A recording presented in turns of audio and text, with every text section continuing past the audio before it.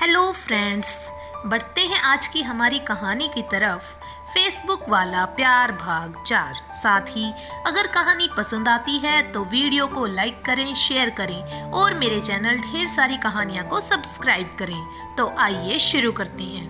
प्रिय पाठकों, अब तक आपने पढ़ा रोमा की मुलाकात एक जिस्मानी सुख के खरीदार साहिल से होती है। वो दूसरों से अलग है और रोमा को लोगों को समझने का एक नया नजरिया मिलता है। अब आगे। आज समय कुछ जल्दी ही गुजर गया। वक्त चाहे तो खुशियों का किस्त अदा करने में कोई कमी नहीं करता। आज के हालात ने मुझे दिखाया था कि समाज अब भी है, इंसान अब भी है, और हाँ, थोड़ा लालची है, पर वो उपकार और परोपकार की कुछ परिभाषा अब भी तय कर सकता है। जैसे मेरे पिताजी, मेरे पुराने दोस्त, इन्होंने मुझे मान सम्मान और प्यार दिया और बदले में केवल मेरी खुशी चाही। मैं ना जाने कितनी देर तक इन सब में उलझी रही। तभी शांति देवी ने मुझे आवाज लगाई, ओ राजकुमारी, कपड़े कौन बदलेगा? 3 घंटे हो गए, जा, आज तेरी छुट्टी है। उसने फिर से तुझे भेजने का संदेशा भेजा है। कल से तू हर रोज उसके पास जाएगी, 1 महीने के लिए, समझी? कोई नाटक नहीं चलेगा। लाखों ले चुकी हूँ इसके बदले। और हाँ रॉबर्ट, इस पर ध्यान रखना, आज पहली दफा था मेरे जिस्म का इतना बड़ा सौदा हुआ था और मैं बेतहाशा खुश थी। मैंने उस आंटी के गालों को छूकर हंसते हुए कहा, आप मेरी माँ जैसी हो। आप जब इस तरह बात करती हो तो मुझे आप पर बहुत प्यार आता है। उस औरत ने मुझे ऊपर से नीचे तक देखा और कहा, पूरे कोठे में एक तू ही है जिसे मर्दों के साथ सोना पसंद है। तेरी गहराई नापना बहुत मुश्किल है। तभी मैंने कपड़े बदलते हुए कहा, आंटी, आपसे एक बात कहनी थी, अगर आप बुरा ना मानो तो। उस औरत ने मुझे प्यार से झटकते हुए कहा, दूध देने वाली गाय है तू, कुछ कुछ बोलने का हक तो है, लेकिन मेरे धंधे को मंदा करने की मत सोचना, वरना खैर नहीं। मैंने भी उसे बैठाते हुए कहा, धंधा मंदा करने की नहीं, चंगा करने की बोल रही हूँ। आंटी, सोचो, अगर वो रेखा ताई, वो पास की कोठे वाली, उसका कुछ कर दो तो उसके भी ग्राहक हमें मिल जाएंगे। इतना सुनते ही वो मुझ पर भड़क गई और मुझे धकेलते हुए बोली, 2 कौड़ी की वेश्या मुझे नसीहत देती है। 2 बात प्यार से कर ली तो मुझे ही सिखा रही है कोठा कैसे चलाना है। सुन, ध्यान से सुन, वो बहुत पहुंच वाली है और आज के बाद से अपना मुंह एक काम के लिए खोलना, और वो तू अच्छे से जानती है, समझी? मैं सकपका गई। मुझे इस प्रतिक्रिया की जरा भी उम्मीद नहीं थी।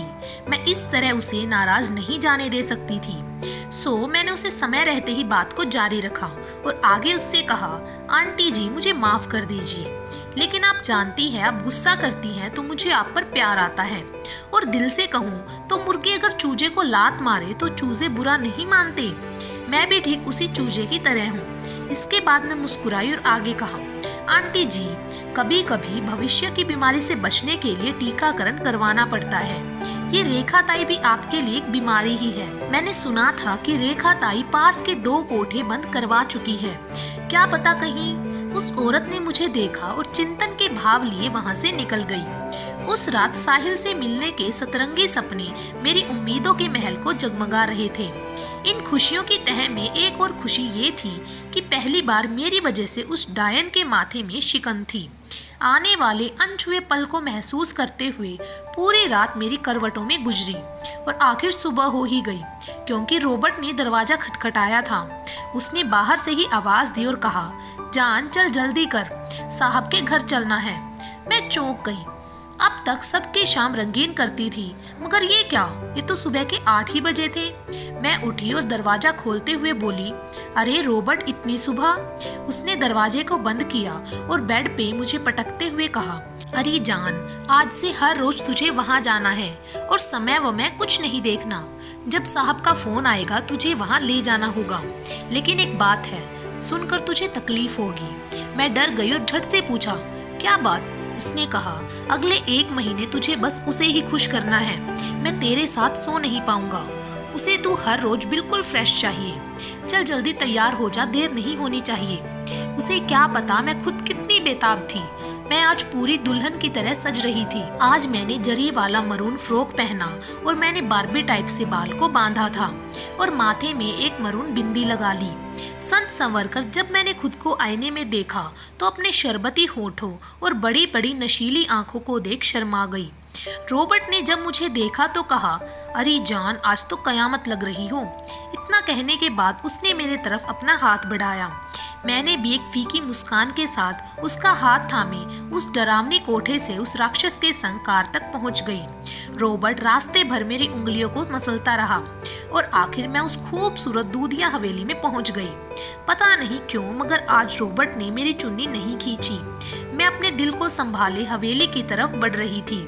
आखिर साहिल मेरे पास आ गया और हंसते हुए मुझसे कहा, आ गई हमारे राज्य की राजकुमारी, आपका स्वागत है। ये क्यों हो रहा था? आखिर मुझे उनमें इतना अपनापन क्यों लग रहा था? अब मैं उसके साथ बैठी थी, तभी साहिल ने कहा, तुम वाकई में खूबसूरत हो। तुम्हारी आंखें कह रही हैं कि तुम रात भर सोई नहीं हो। मैं शर्मा रही थी तो उसने बात बदलते हुए मुझसे पूछा, आखिर इस दलदल में फंसी कैसे? मैंने अपनी शर्म की चादर समेटते हुए अपना मौन व्रत तोड़ा और मेरी जीवनी उसके आगे रख दी। हमने ढेर सारी बातें की और फिर उसने मुझसे कहा, अगर तुम वहां से निकलना चाहती हो तो मैं तुम्हारी हर संभव मदद करूंगा। उसने एक पंछी से उसकी आज़ादी की राय पूछी थी। मैं तड़प उठी और रोने लगी। उसने किसी अपने की तरह मुझे अपने सीने से लगाया और मेरे जुल्फों को सहलाते हुए कहा, मैं तुम्हें वहां से निकलने में मदद करूंगा, वादा रहा। मैं उसके एकदम करीब थी। मैंने अपने आंसुओं पे काबू पाते हुए कहा, ये मुमकिन नहीं है। उनकी पहुंच ऊपर तक है, मुझे अब आदत हो गई है। साहिल मुझे निहार रहा था, मेरी ना खत्म होने वाली बातें सुन रहा था और इस तरह देखते ही देखते सुबह से शाम हो गई। उसने मुझे विदा किया और हल्का मन लिए मैं कार में वापस बैठ चुकी थी और रॉबर्ट शायद वही सीट में सो गया था।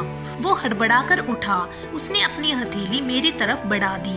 मैंने कहा, रॉबर्ट साहब ने आज कुछ भी नहीं दिया, मगर मेरे पास एक आइडिया है। लेकिन ले, ये मेरा गला पहले ही दबा ले जितना दबाना है। उसने गुस्से में पहले तो मुझे देखा और कहा, इस साले सेठ को तेरा मजा मिल गया है, अब कुछ नहीं देगा। इसने मालकिन को पूरे महीने का नकदी दे दिया है। मैंने फिर से कहा, रॉबर्ट सुन, हमारे पास भी ढेरों पैसे हो सकते हैं, बस मालकिन को। उसने कुछ नहीं कहा तो मैंने आगे कहा, मैं क्या हूँ, एक 2 कौड़ी की धंधे वाली, और तुम उस मालकिन के कुत्ते जैसे। सोचो कुछ। वैसे भी, रॉबर्ट ने गुस्से में कहा, ये क्या बकवास कर रही हो? दिमाग फिर गया है? वो मालकिन है, उसके बड़े बड़े नेता और अफसर से पहचान है। और मैंने बीच में ही टोकते हुए कहा, तो क्या हुआ? अगर वो मर गई तो वो सब हमारे पहचान वाले हो जाएंगे। पैसे में बहुत ताकत होती है रॉबर्ट, मालकिन के बाद सब हमारा होगा, हम राज करेंगे। मैं देख रही थी कि रॉबर्ट के शैतानी दिमाग में मेरी सलाह अपना असर दिखा चुकी थी। वो मुस्कुराया और अपनी पलकों को झपकाकर मेरी ओर देखा। अब मेरे मंसूबे को उसकी मोहर मिल चुकी थी। आज साहिल से मेरी 5वीं मुलाकात होने वाली थी। इन 2 सालों में पहली बार था जब पूरे 5 दिन मेरे जिस्म को रोंदा नहीं गया था। रोज की तरह रॉबर्ट गाड़ी चला रहा था और मैं उसके बगल में बैठी अपने मेकअप को टच दे रही थी। रॉबर्ट आज बहुत उदास लग रहा था क्योंकि सुबह से उसने मुझसे बात नहीं की थी। मैंने इसकी वजह पूछी तो उसने बताया कि वो नहीं चाहता कि अब मैं उस सेठ यानी साहिल के पास जाऊं। जब मैंने उससे आगे पूछा तो उसने कहा, देख जान, लगभग हफ्ते गुजरने को हैं। तू रोज इस सेठ के पास आ जाती है और मैं तेरे बिना तड़पता रहता हूँ। मैं नहीं चाहता कि तुम इस तरह रोज। मैंने उसे रोकते हुए कहा, रॉबर्ट, बस कुछ दिनों की ही बात है, चिंता क्यों करते हो? उसने तपाक से कहा, चिंता क्यों ना करूं? 5 रोज हो गए हैं। मैं समझ नहीं पा रहा हूँ कि उस मालकिन को कैसे खत्म करूं। वो मुझ पर बहुत भरोसा करती है और अगर वो मरी तो पुलिस सबसे पहले मुझ पर ही शक करेगी। मैं हंसने लगी तो वो मुझे तिरछी नजरों से देखने लगा और पूछा, जान, हंस क्यों रही हो?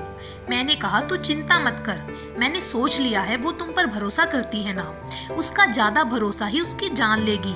उसके बाद में मन में सोची, जैसे उसके भरोसेमंद कुत्ते ने मुझे इस दलदल में धकेला, अब मैं उसी के भरोसेमंद कुत्ते से उसको कटवाऊंगी। तभी रॉबर्ट ने मुंह भींचकर कहा, मगर कैसे? मैं मुस्कुराई और बोली, आते वक्त बताऊंगी। वो देखो, सेठ जी की हवेली आ गई। मैं कार से उतर रही थी तो रॉबर्ट ने आवाज देकर कहा, जान जल्दी आना। मैंने इस बार एक सच्ची मुस्कान दी और हवेली की तरफ बढ़ गई। रोज की तरह साहिल मेरा इंतजार कर रहा था। मैंने उसे देखते ही कहा, साहिल आज 5 दिन हो गए हैं, आपने अपनी दाढ़ी नहीं बनाई और इतने बुझे बुझे से क्यों हो? चलो जल्दी नहा लो, चलो चलो। साहिल बस मुस्कुरा रहा था, लेकिन मेरे अंदर अचानक से जज्बातों भरी लहरों की कई ज्वार उठने लगी थी। मैंने एक झटके में महसूस किया था कि मैं अपनी हद से, अपनी हैसियत से और अपनी किस्मत से कुछ ज्यादा ही हक जताने की कोशिश कर रही हूँ। मैं खुद को झकझोरने की कोशिशें करने लगी। मैंने खुद के जज्बातों को संभालते हुए साहिल से कहा, साहिल मैंने आप पर कुछ ज्यादा ही हक जता दिया। क्या करूं, मेरे सीने में है तो आखिर एक लड़की का दिल। घर बार संवारना हम लड़कियों की एक प्राकृतिक प्रवृत्ति है। मुझे माफ कर दीजिए, मैं भूल गई थी कि मैं उस सराय की कूड़ा हूँ जो जिस समाज में रहेगी बीमारी ही फैलाएगी।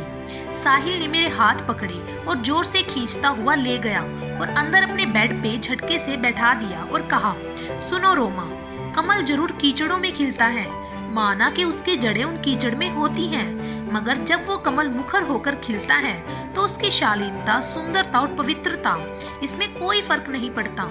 हम भगवान के चरणों में उसे अर्पित करते हैं, क्योंकि भगवान भी जानते हैं कि उसमें लक्ष्मी वास करती है। तुम वही कमल हो रोमा।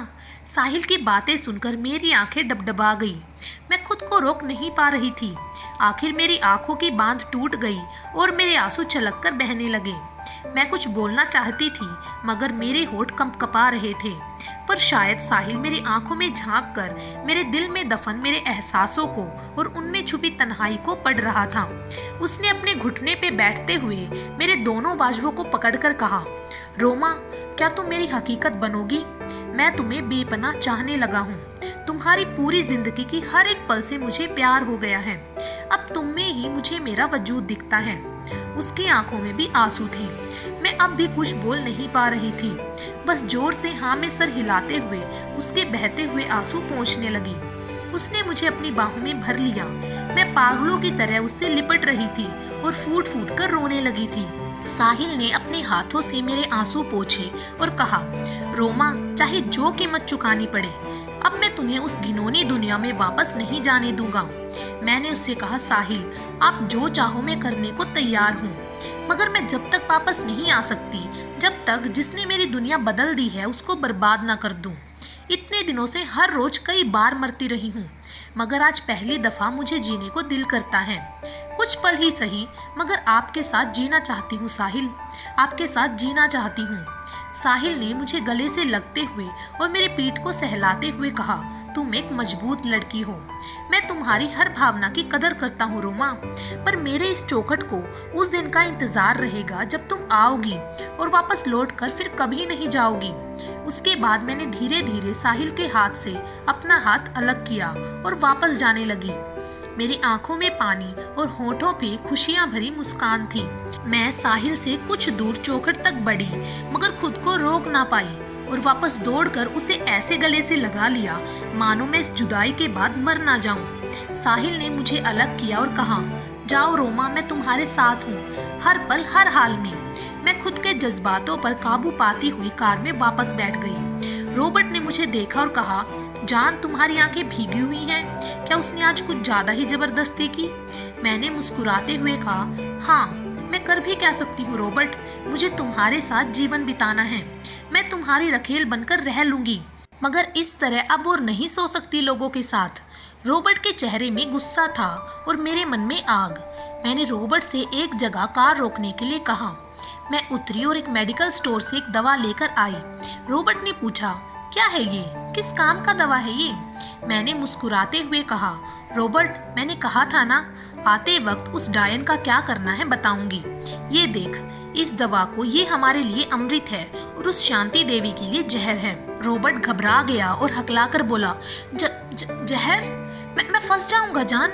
मैंने रॉबर्ट के लबों पे हाथ रखते हुए कहा, चुप रहो, ये होम्योपैथिक की एक दवा है, बस रोज 2 बूंद उस डायन को पान में डालकर खिला दिया करो। वो धीरे धीरे और तड़प तड़प कर कुछ 10 से 15 दिनों में कई बीमारियों से घिरकर मर जाएगी। और हाँ, इस दवा को कोई ट्रेस नहीं कर सकता, ये शरीर के जीन तोड़ देती है। और रॉबर्ट का मुंह खुला का खुला रह गया और उसने मुझसे पूछा, माँ कसम, इतना ज्ञान कहाँ से मेरी रानी? मैंने रॉबर्ट को आंख मारते हुए कहा, रॉबर्ट, तेरी जान बहुत पढ़ी लिखी है, अब देखता जा क्या होता है। और आखिरकार वो वक्त आ ही गया जब मेरी मिट चुकी किस्मत की लकीरों में बदलाव आनी शुरू हो गई थी। आज पूरे 8 दिन बीत चुके हैं और रॉबर्ट रोज इस नरक की रानी को 2 बूंद पोलियो की खुराक की तरह जहर दे रहा था। उसे रोज डॉक्टर देखने के लिए आते, मगर मुझे पता था कि अब इसे कोई दवा असर नहीं करेगी। उसके जिस्म में कई जख्म उभर आए थे और जबान में भी छाले पड़ गए थे। मैं रोज उसकी सेवा कर रही थी, कभी उसके सर दबाती, कभी उसके जख्मों को साफ करती। उसकी आंखें मेरी सेवा भाव से छलक जाती थी।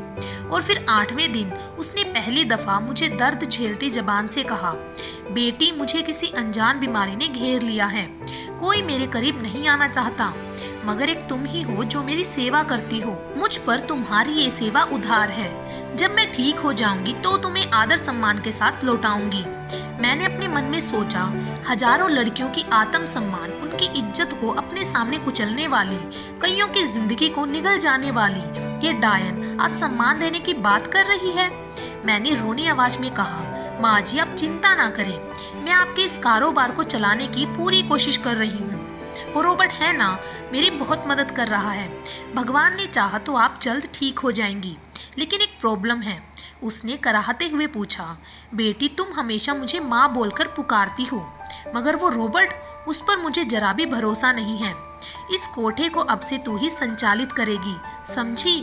हाँ बेटी, बोलो क्या प्रॉब्लम है? मैं तो उठने के लायक भी नहीं हूँ। मैंने उसके सर में हाथ फेरते हुए कहा, माँ जी, जब से आप बीमार पड़ी हो ग्राहक आने कम हो गए हैं। उस रॉबर्ट ने बताया पुलिस वाले आए थे, धमका कर गए हैं। वो बोल रहे थे कि पिछले हफ्ते भी इन्हें रुपये नहीं पहुँचे हैं। उस औरत ने अपने तकिए के नीचे से अपने बैंक का चेकबुक निकाला। मैंने देखा कि हस्ताक्षर करते समय उसके हाथ कांप रहे थे। चेक मिलने के बाद मैंने रॉबर्ट को देते हुए कहा, ये ले रॉबर्ट, 3 लाख का चेक है, ये हमारी पहली आमदनी का द्वार है, मगर उस पुलिस वाले को इस बार कम पैसा देना। बोलना धंधा चौपट है, बाद में ज्यादा बकाया देंगे। रॉबर्ट के मुंह से लार टपक रहा था। उसने मुझे भींचते हुए कहा, जॉन, आई लव यू, तुम तो पूरी खिलाड़ी निकली रे। मैंने हंसते हुए कहा, रॉबर्ट, ये तो बस खेल की शुरुआत है, तो बस देखता जा, मैं इस कोठे की मालकिन बनूंगी और तू मेरा मालिक। उसके बाद रॉबर्ट बैंक के लिए निकल गया और मैं अपने रूम में आ गई। अब मेरा सबसे प्यारा जॉन मुझे याद आने लगा था। उसे भी अपनी करने की सजा तो मिलनी ही चाहिए ना। जिसने मुझे इस नरक में धकेला, मैं उसे यूं कैसे जाने देती। मैंने अपना मोबाइल निकाला और जॉन के नंबर में कॉल लगा दिया। कुछ रिंग में ही उसने मेरा फोन उठा लिया था और फोन उठाते ही हेलो कहा। मैंने एक मासूम सी आवाज में कहा, अस्सलाम वालेकुम, वजीर भाई बोल रहे हो क्या? दूसरी ओर से जॉन ने जवाब दिया, जी, आप कौन? मैंने कहा, हीना बोल रही हूँ। क्या आप वजीर भाई बोल रही हो? उसने कहा, जी नहीं, आपको कोई गलतफहमी हुई है। आप फिर से एक बार अपने द्वारा लगाए नंबर को चेक करें। मैं मिर्जा बोल रहा हूँ। मुझे हंसी आ गई। मैंने माफी मांगते हुए कहा, माफ कीजिएगा, गलती से आपको फोन लग गया। उसने कहा, जी कोई बात नहीं, ऐसा होता है। फिर मैंने फोन रख दिया। लेकिन 5 मिनट ही गुजरा होगा, उसका फोन दोबारा आ गया और उसने मुझसे कहा, मोहतरमा, आपकी आवाज बहुत प्यारी है, वैसे आप कौन हो? मैंने बताया, जी मैं इसी शहर में रहती हूँ और काम करती हूँ। वैसे अनजान लोगों से बात नहीं करती, अब्बा जान बहुत नाराज होंगे। उसने कहा, मैडम, बात करने में क्या प्रॉब्लम है, आप आज के मॉडर्न जमाने में हो। मैं फ़ोन पर हंसने लगी और फिर वही पुराने अंदाज में वो मेरी आवाज़ की तारीफों का पुल बांधने लगा और इस तरह 2 घंटे हम बात करते रहे। फिर उसने मेरी एक तस्वीर मांगी। मैंने इंटरनेट से निकाल कर एक खूबसूरत सी लड़की की तस्वीर उसे भेज दी। मैं उससे खुले विचारों वाली लड़की बनकर बात करती रही और उसने दोस्ती को भांपते हुए मुझसे मिलने के लिए कहा।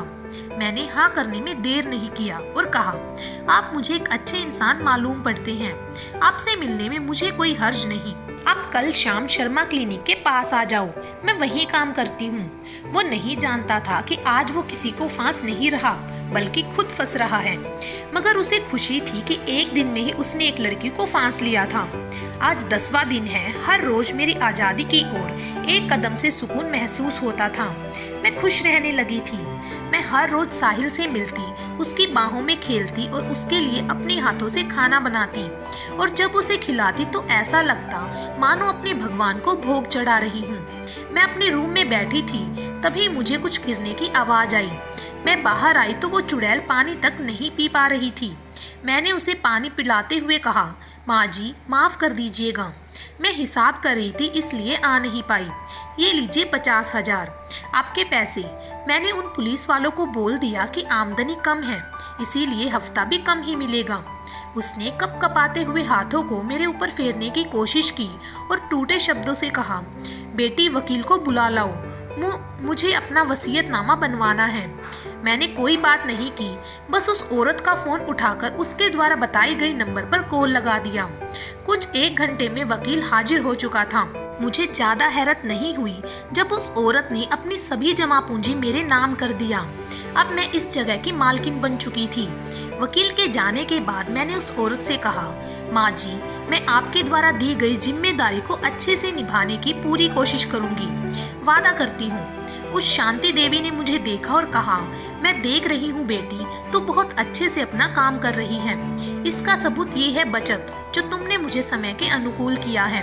मैं मन ही मन मुस्कुरा रही थी और उसकी ओर धीमी गति से आती उसकी मौत को भी देख रही थी।